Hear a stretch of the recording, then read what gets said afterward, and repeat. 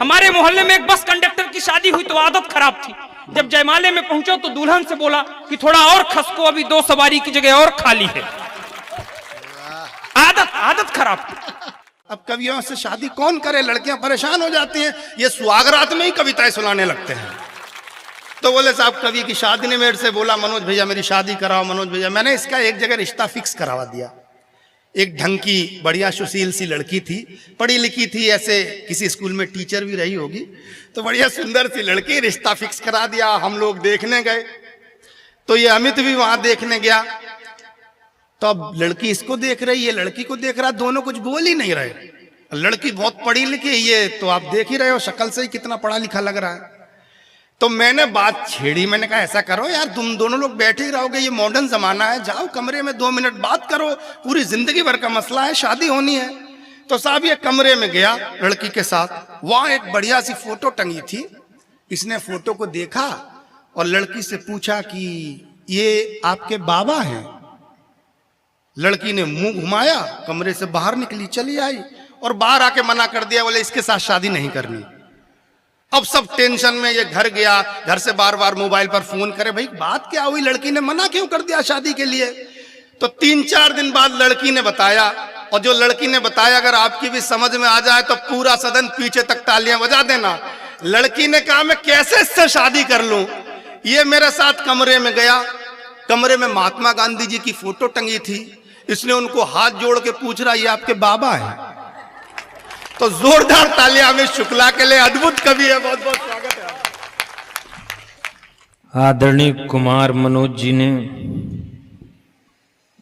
बहुत अच्छे ढंग से मुझको उठाया है। भगवान इनको भी अच्छे ढंग से उठाए। बहुत बढ़िया अमित। टेंशन मत लेना, मैं कोई आनंद बिल्कुल टेंशन नहीं दूंगा, मैं आनंद का ही बात करूं। बैठ जाओ बेटा, बैठ जाओ थोड़ी देर के लिए। बच्चे सोच रहे हैं कि कितनी देर से आदमी खड़ा था, भूत को खड़ा कर दिए क्या?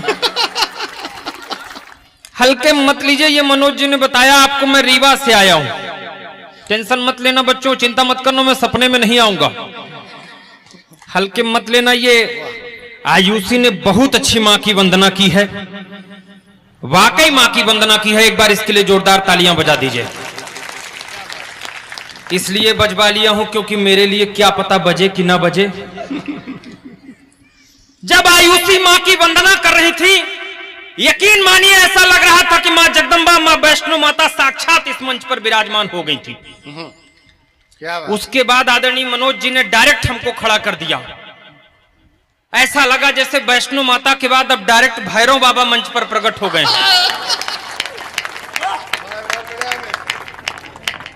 मैं रीवा से आया हूं। आदरणीय यमुना सर, मैं आपको जन्मदिन की बहुत बहुत बधाई दे रहा हूं। 50 वर्ष के आप हो गए हैं, अर्धशतक मार चुके हैं सर।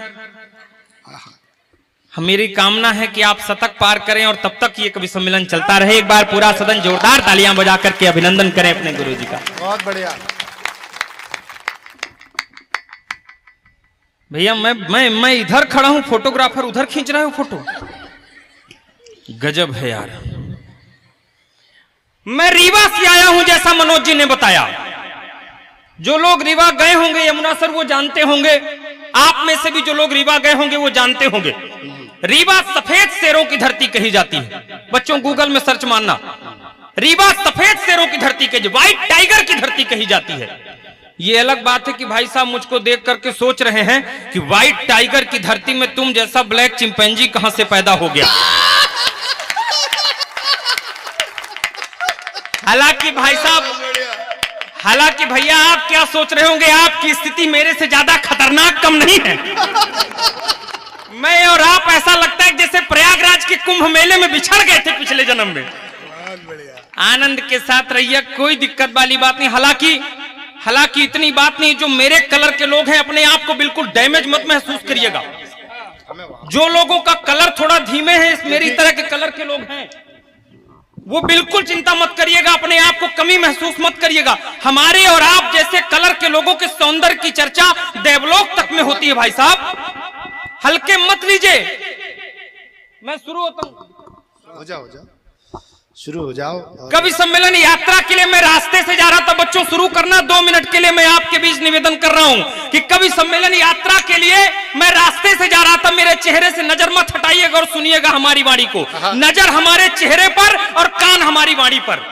कि कवि सम्मेलन यात्रा के लिए मैं रास्ते से जा रहा था, एक आदमी मुझे देखकर गाड़ी रुका रहा था। मैंने पूछा कौन है आप, मुझसे क्या चाहते हैं माई बाप? बोला भाई आप बिल्कुल ना हो हैरान परेशान, बस ये बताइए 9 दिन के लिए खाली है क्या श्रीमान?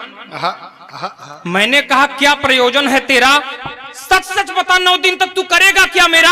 बोला भाई हम लोग नवरात्रि उत्सव करने वाले हैं, अपने गांव में माता जी की झांकी रखने वाले हैं। हम लोगों ने टेंट पांडाल की पूरी व्यवस्था बना ली है, माता जी की मूर्ति भी मंगा ली है, लेकिन पूरी कोशिश के बाद भी पांडाल नहीं खिल पा रहा है। नजर चेहरे से मत हटाइएगा, पूरी कोशिश के बाद भी पांडाल नहीं खिल पा रहा है और दुर्गा जी के नीचे जो राक्षस लेटा रहता है वो हमको नहीं मिल पा रहा है। भाई बहुत बढ़िया, जिंदाबाद। तालियां जरा जोरदार पीछे तक बजाकर बताइए, आप लोग भी पीछे तक उधर बता। क्या बात है अमित, वाह। बच्चों को चुप करा रहे थे। बहुत अच्छा हो गया, वाह वाह। भाई साहब ये माला मत पहनाइए। ये माला मुझको तभी अच्छी लगी थी जब जयमाले में मेरी श्रीमती जी ने मुझको पहनाया था। उसके बाद से तो ये गले की फांसी ही लगने लगी। क्या बात। बच्चों को चुप करा रहे थे भाई साहब मनोज जी, बच्चों को नहीं चुप करा सकते आप लोग मेरे काव्य पाठ में हल्ला कर सकते हैं, कोई दिक्कत वाली बात नहीं, बच्चों को नहीं चुप करा सकते आप। ये बच्चे देश के भविष्य हैं, लेकिन हम लोगों का वर्तमान चौपट करने का इनका मिशन होता है। चिंता मत करो, कितना भी आप करो बच्चे नहीं चुप होंगे भाई साहब, क्योंकि बच्चे आजकल पैदा ही नहीं हो रहे हैं। बच्चे नहीं पैदा हो रहे हैं आजकल, डायरेक्ट बाप पैदा हो रहे हैं। मजाक मैं अपने यहाँ सर भोपाल में, याद हो सर, मैं अपने यहाँ भोपाल में कार्यक्रम दे रहा था तो माता जी की गोद में एक बच्चा रोया, तो मैंने भाभी जी से कहा, मैंने कहा देखिए भाभी जी ये बच्चा क्यों रो रहा है, इससे पूछिए, चुप कराइए बच्चे को। तो भाभी खड़ी हुई, बोली हमारा बच्चा भी यही बोल रहा है कि ये जो माइक में बोल रहा है इसको चुप करा लीजिए। मजाक की बात नहीं है, इतने सम्मानजनक, ये तो इतना विद्यालय संस्कारवान है इसलिए इतने शांत बच्चे बैठे हैं। हमारे यहाँ रीवा आइए, हमारे यहाँ के बच्चे और खतरनाक होते हैं, हल्के मत लीजिए। हमारे यहाँ तो इतनी संस्कारित विद्यालय हो जाए तो क्या हो जाए। हमारे यहाँ एक बार विद्यालय में आग लग गई मनोज भैया, हमारे गांव के स्कूल में एक बार आग लग गई, तो बच्चे ऐसे पेड़ के नीचे बैठे रो रहे थे, तो प्रधान जी आए, बोले बच्चों शांत हो जाओ, कोई दिक्कत नहीं, तुम्हारी स्कूल मैं दोबारा बनवा दूंगा, मैं वादा करता हूं। तो एक लड़का खड़ा हुआ, बोला प्रधान जी इसलिए नहीं रो रहे कि स्कूल में आग लग गई। बोले फिर? बोले जब स्कूल में आग लगी तो मास्टर क्यों बच गए।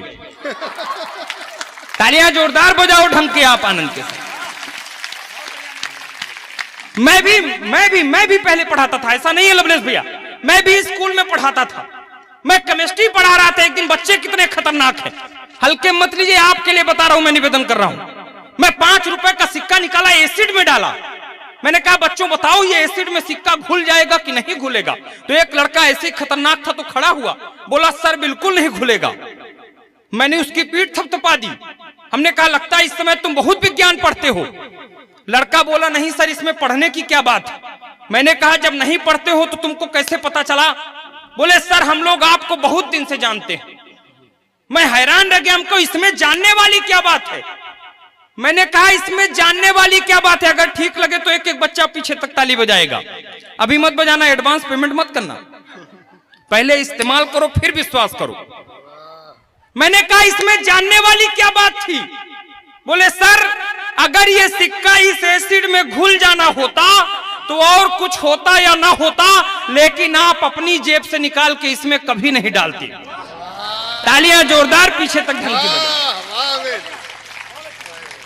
आनंद के साथ रहो भैया, मस्ती के साथ रहना, कोई दिक्कत वाली बात नहीं। ताली वाली दरअसल इसलिए बजाने की जरूरत है क्योंकि हम कवियों की आदत खराब है।